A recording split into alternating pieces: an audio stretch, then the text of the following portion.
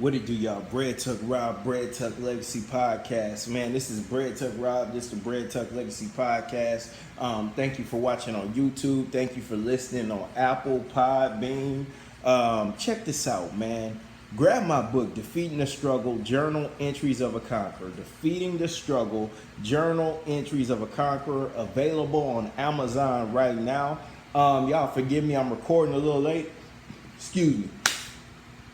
Had to run to Dallas real quick, come right back. Got the pistol on me just in case boys try to get a little crazy at the house. Got some beverage on me. I shouldn't show y'all what I'm drinking because they ain't paying me. Let me sip. I had a good homeboy send me an article on Facebook. I wanted to share this, man. This is about, the title of this article is from the Washington Post, and it's called Black Families Once Lived Off Their Southern Farmland. Their descendants are struggling to hold on to it, man. And when you think about it, man, land ownership is so important, man. As a matter of fact, while I was in Irving, I was looking, I was just Googling like land in Houston that I could purchase because, man, it would be so dope to leave that to my daughter, man. I see how my uncle's maneuvering and how he'll be able to leave something beautiful to his children, man. So I have a great example that I'm able to watch.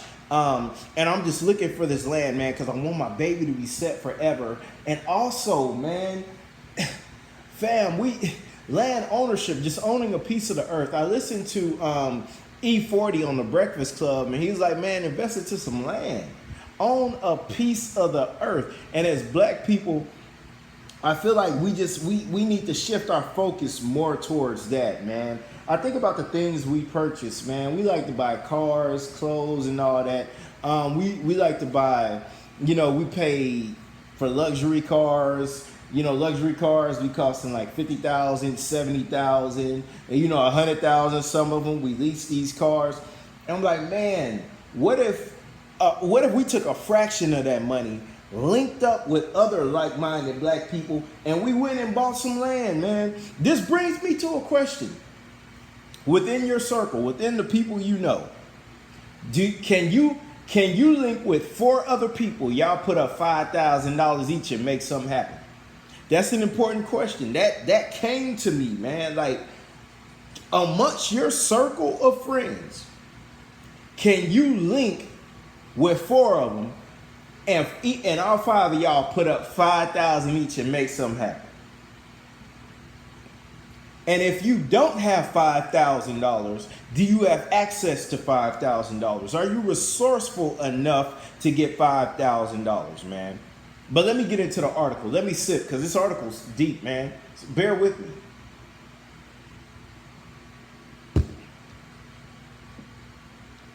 Check this out, y'all. Black families once lived off their southern farmland. Their descendants are struggling to hold on to it. Check this out.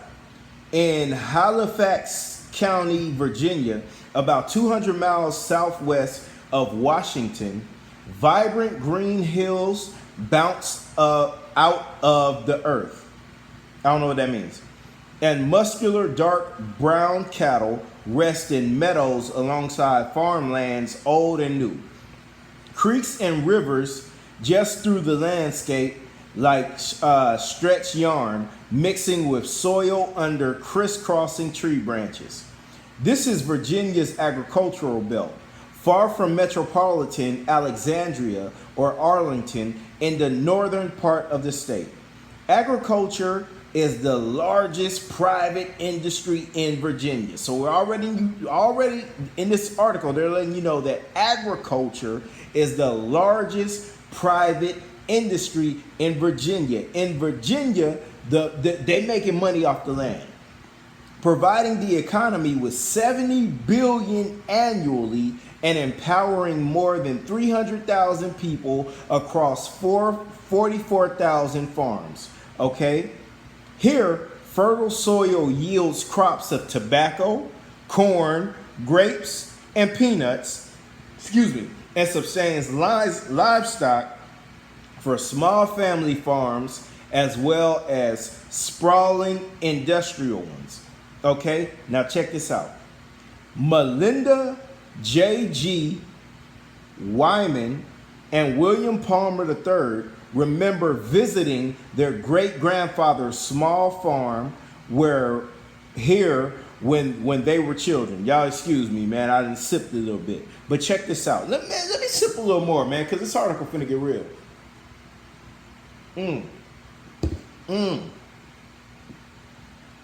Now check this out.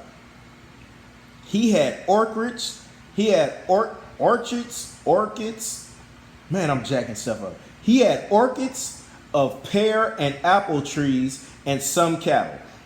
So on this man's land, he had pear trees, he had apple trees, he had cattle, man.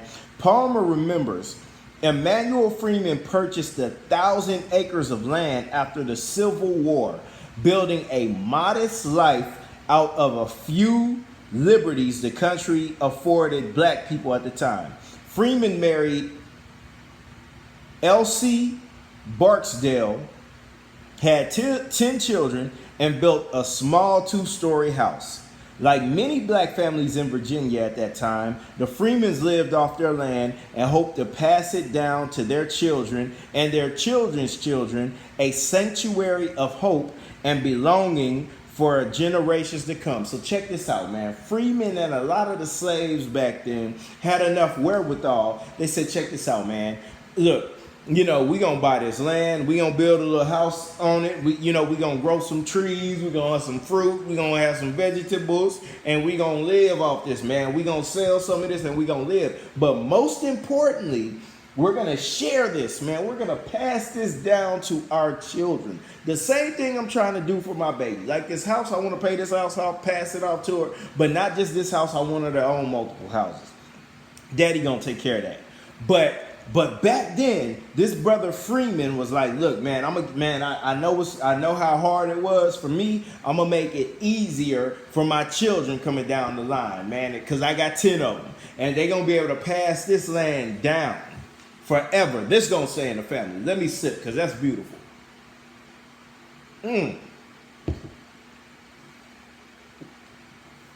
Check this out. But while Freeman could nurture that ecosystem on his acreage, he could not control the forces that governed the country during Reconstruction. According to Palmer and Wyman, while running an errand on Main Street in Halifax one day, one of Freeman's grandsons, Johnny, didn't move off the sidewalk for a white woman, oh, here we go, drawing the ire of shop owners, and the local authorities. Johnny ran to the safest place he could think of, his grandfather's land. So even in Freeman's grandson Johnny, knowing that he was in danger, he knew he was safe on Grandpa Freeman's land. He said, look, man, I done shook up these white folk. They in this neighborhood, these store owners, they looking at me nuts. They chasing me. I'm going to my grandfather's land. That's safe. This is ours. Check this out. A mob followed, and Freeman exchanged gunfire with local authorities before the family's house and possessions were set ablaze. Shout out to Freeman. Freeman was busting back. He said, look, man, this is mine. This is my family. We busting back at you, man. Let me sip a little more for Freeman, man, because Freeman out here getting it in. Freeman is a real man who understands that his land is his, and he gonna protect his family. Let me sip on that.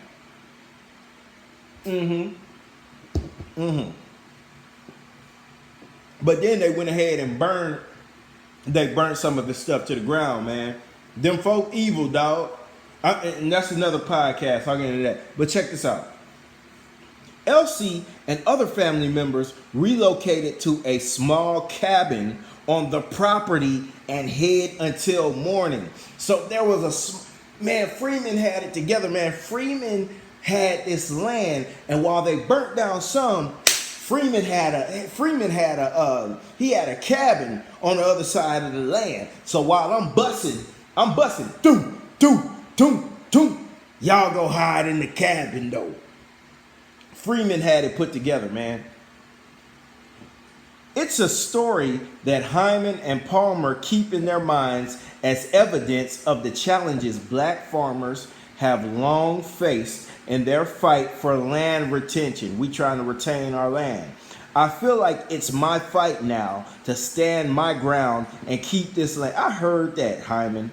I heard that, Hyman. Check this out, man. Your grandfather was a warrior. He was out there busting at them folk because they brought them issues to his land. Protect your grandfather's land, man. And you know what? Shout out to Hyman, man. Because we have to start having pride, man. And we have to let the spirits of our ancestors roll with us. We have to make our ancestors proud, man. Check this out, man. A minister of Freeman State. So Hyman is a minister of Freeman State. Even though it is no longer actively used for farming, they and other descendants of Freeman and Barksdales have been fighting a decade-long battle, legal battle, to preserve their ownership. Man, they got to fight for some. Okay. And fight that is all too far familiar with many black farming families. So what I'm getting at, man, let me sip, because this is, let me sip. So what's happening is the descendants of these black families, man, they are fighting for the land that is rightfully theirs, but they got to fight for it, which is crazy. It gets crazier. Land ownership in America is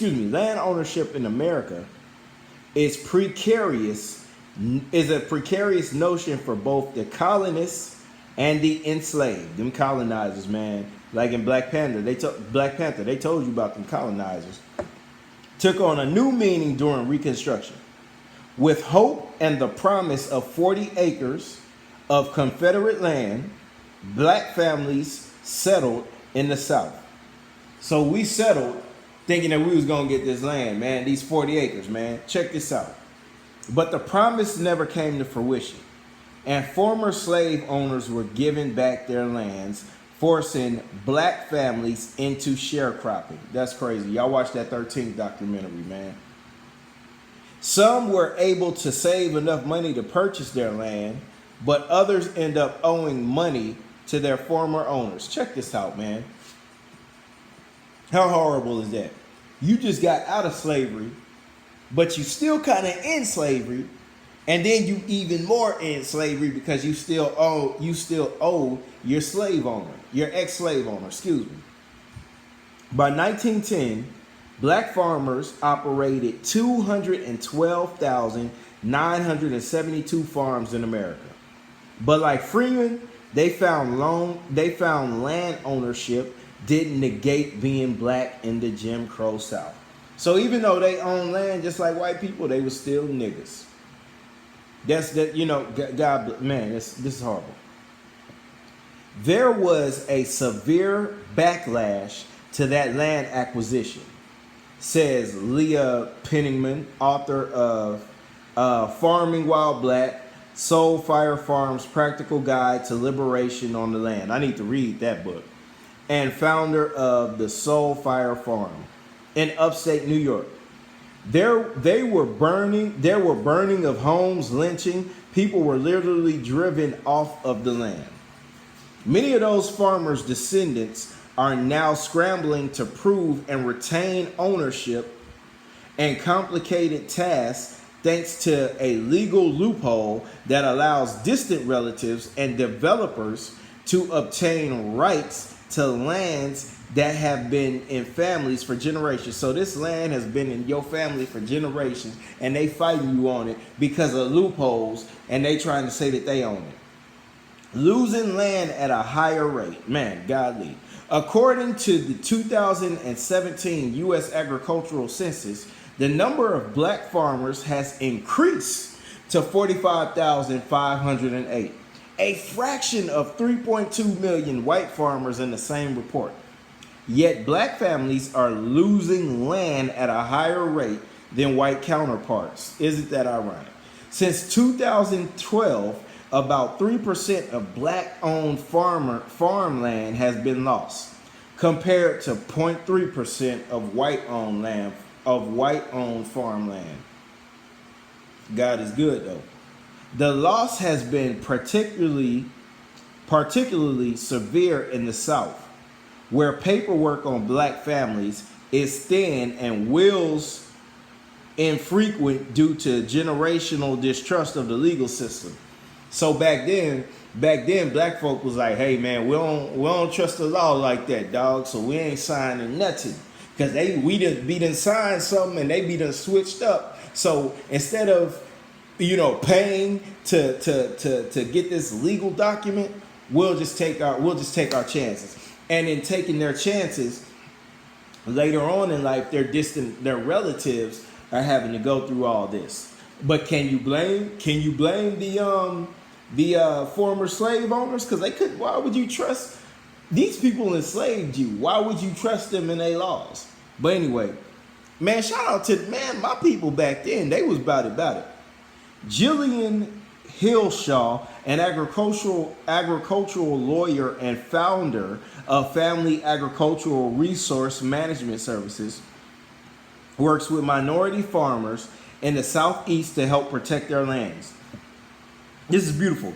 Connecting families with lawyers and helping them navigate real estate laws, raise funds for legal fees, and discover tax breaks. Now that's a beautiful thing, man, because a lot of us some of us may not know the law. We may not have money to fight these things. But Jillian Hillshaw is like, look, man, I got y'all. I got infrastructures and programs set up for that. Okay. Oftentimes these cases are long and obtuse and require a lot of time, she says. She say, man, it's a long time, but hey, man, I'm with y'all, man. We're going to figure this thing out. Unraveling complex agricultural laws also uncovers harsh histories.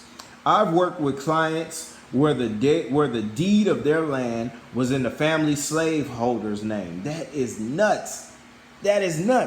So the black people this land is supposed to belong to these people, but it's in the slave owner's name. That's crazy. Hillshaw says she and the family had to contact the slave owner's descendants and ask them to sign the deed over to the black family that had lived there for generations. Making it even trickier to prove ownership is the fact that many black families' documents use nicknames instead of legal names, or sometimes no names at all. Now that's crazy. So for all there are a lot of white people who be like, oh man, not all white people are racist and all this. Well, check this out, all my white people who aren't racist. Your family have owned land that belongs to these black people, but it's in your relatives' names. If you're not racist, sign that land over to them though. I want to see where that energy at though. Yeah, I'm gonna say it again. Slave owners are supposed to own this. Ex-slaves are supposed to own this land that's in the slave owners' names. Now, you white people who say you're not slaves, y'all are benefiting off of white supremacy. Sign that land over to them, though. Let's see who's who. I digress. Hyman found out firsthand how discrepancies.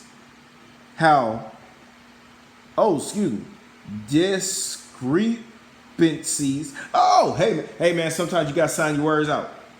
Hyman found out firsthand how discrepancies in court documents can leave landowners vulnerable.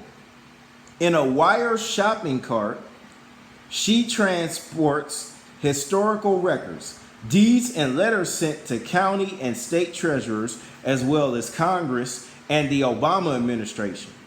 The cart also contains records of the property taxes she has paid. Okay, get your business together. But those payments are missing from court documents. Oh. She says she learned that Freeman remarried after Elise Barksdale died and had 10 more children with his new wife. He died in 1925 without a will. Man, wills are important.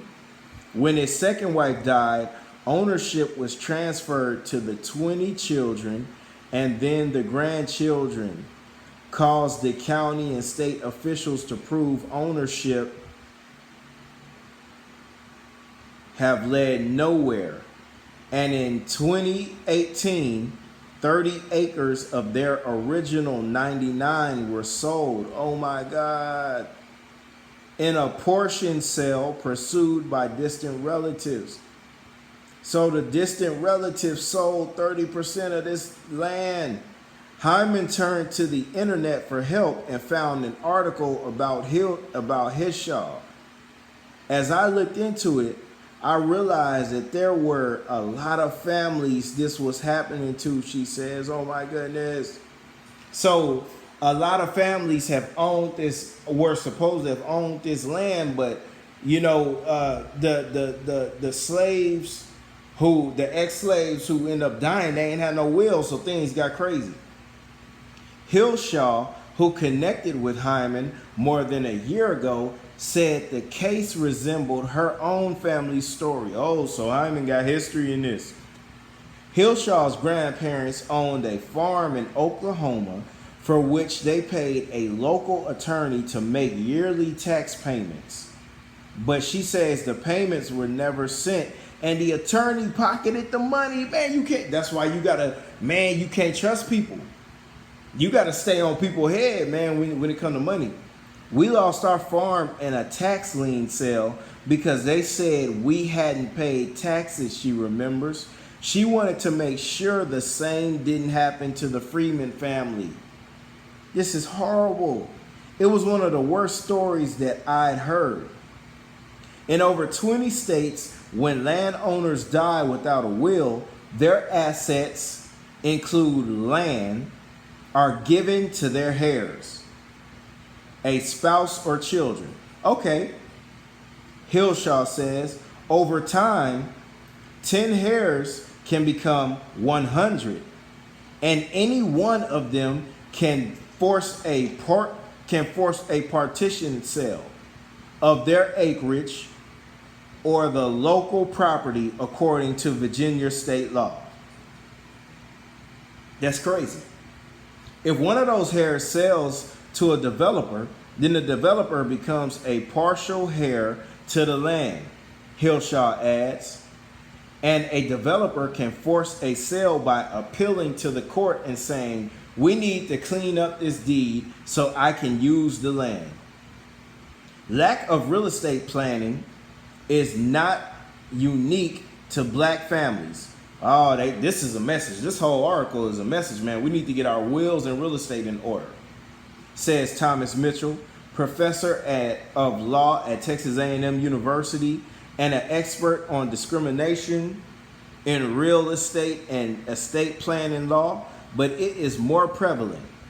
A study by the U.S. National Libraries of Medicine found that 24% of older black Americans have some form of estate planning compared to 44% of older white Americans. So 44% of older white Americans, they have their stuff in order, and only 24% of us have our stuff in order.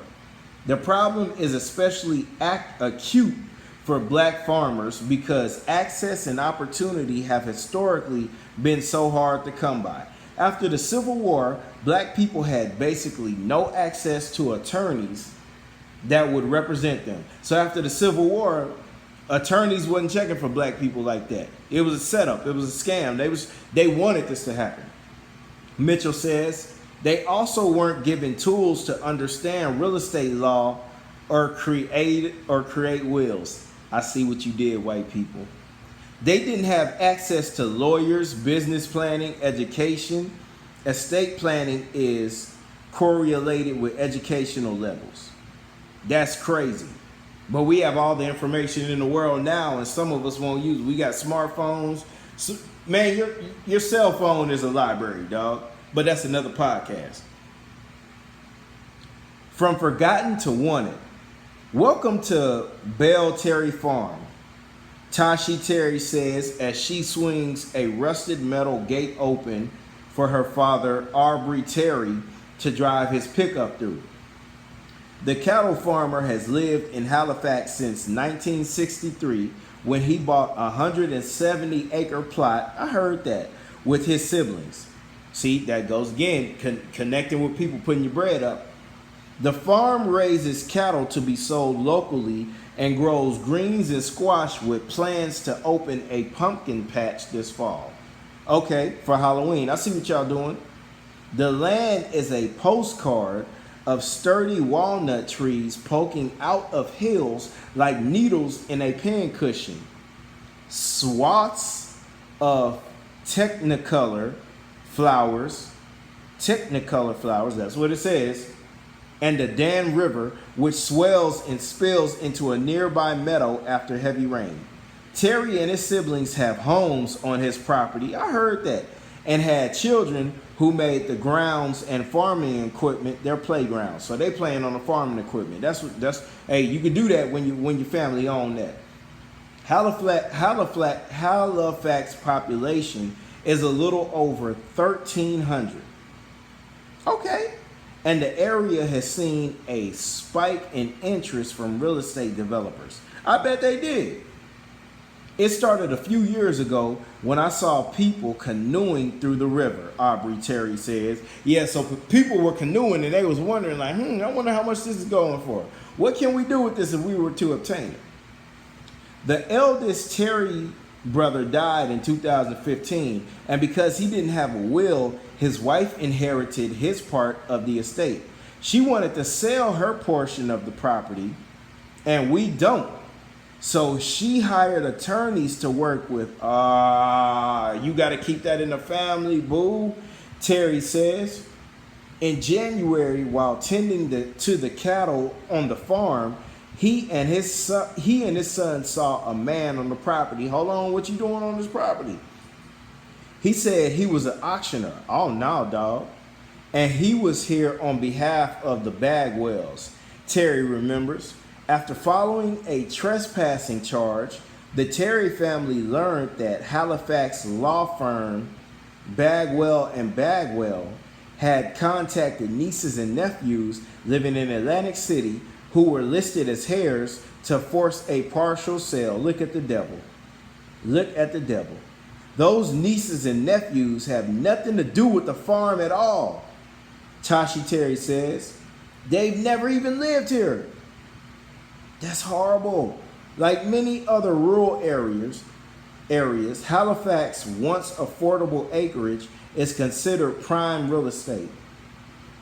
That's also a familiar story for many black families who settled where they could, finding shelter and safety in the communities they built, only to be pushed out a generation or two later. My God.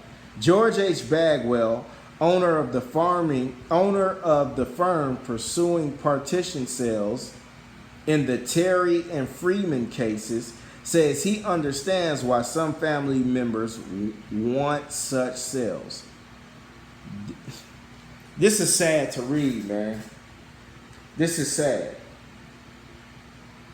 If I'm a descendant of these ex-slave owners, I'm living on this land, taking care of the land, and the ex-slave owner's wife side of the family, they don't even know that this land exists, and they're not living on this land, and some lawyer finds out the information and contacts them, of course they gonna want to sell. They don't care nothing about that land. They just want to get some bread.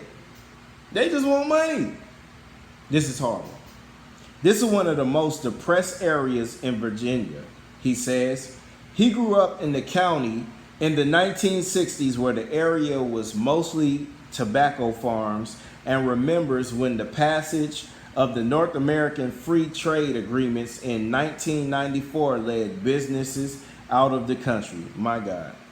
Industry and opportunities fled to other parts of the state and families followed. This is horrible. This is horrible. Let me just gather myself. This is horrible. Because I understand the importance of land ownership, and I'm trying to acquire land. And you know what? I believe I have land in Mississippi. I'm not gonna speak on that. Let me get back to the story. While most lawyers in the area used to do partition sales, he says, now most of them don't because it's too hard. It gets so that when you have 4, 5, 6 people, no one wants to keep the houses up or the barn. But they might still pay the taxes, he says. There's a whole lot of black families in this position. The Agricultural Improvement Act in 2018, also known as the Farm Bill, included an amendment designed to help solve multiple claims of ownership and provide access to federal funds for farming. I heard that. The amendment, co-sponsored by Senator Doug Jones, provides ownership with a farm number to use when applying for funds. With the farm number, heirs can access resources and support from federal programs run by USDA, other agencies like FEMA, Jones says. He says he learned about heirs, land loss, and how it impacts black communities after farming advocacy groups reached out to his team.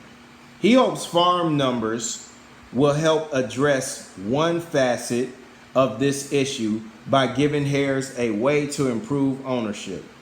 Mitchell is also working with lawmakers to include the Partition of Heirs Property Act, most recently passed by the New York legislation and introduced in 10 other state legislators, including Virginia. The act would require tenants in common, those living on the property, to come to an agreement about the sale of the property rather than one heir being able to force a portion sale with the developer. Oh, that's good. So it sounds like everybody got to agree. Okay, everybody got to agree. You can't just sell your portion. Everybody got to agree. I love that. The goal is to help black families retain the asset of their family's land, Mitchell says. Stripping people of their real estate is stripping them of their wealth. I heard that. Stripping people of their real estate is stripping people of their wealth. Penniman, a group such as Southeastern African American Farmers Organic Network and the Black Family Land Trust, are also working to help Black, Latino, and Indigenous farmers secure ownership of land and encourage new generations of farmers. 98% of rural lands belong to white people. And that's so imbalanced, Penniman says. Land is the scene of the crime, but she wasn't the criminal. I heard that. While there has been a substantial loss of land, Mitchell says there is still room for cautious optimism about preserving what's left. In an incredible and remarkable history that African Americans acquired 16 million acres of land, he says, I focus on what happened after that. Oh man, my God. Y'all forgive me for stumbling through that article. I'm sipping. But man, what I got from this article is, man, number one, it's important to own land, and it's important to have your will and your estate in place. At that time, the ex-slave owners didn't have wills and estates in place because they didn't trust the law. And as black people, we still don't trust the law, but we need to make it easier for our children and our children's children who are going to inherit this land after us. For those of us that choose to make this happen. And check this out, man. I like the fact that there are they're trying to organize it to where if a group of people own this land, one person can't sell their portion of the land to a developer. Nah, we all gotta agree, dog. Because what happens a lot of times is black people find out that they inherited land, They never had nothing, don't know the value of land, don't want to research the land, and end up wanting to sell the land. No, fam, that land is valuable. Sit on that land for a second. Get to know what that land is about, what that land can do for you. Owning a piece of the earth, man. They're not making any more earth. So if you own that, hold on to it, man. But I'm finna get up out of here, man. This is the Bread Tuck Legacy Podcast. This is the Bread Tuck Legacy Podcast, man. I'm your host, Bread Tuck Rob, man. I'm your host, Bread Tuck Rob. Grab my book, Defeating the Struggle, Journal Entries of Conquer. Defeating the Struggle, Journal Entries of Conquer. Available on Amazon right now, man. I do this for Nyla, man. Y'all mucho, take it easy. See y'all next week. H-Town all day.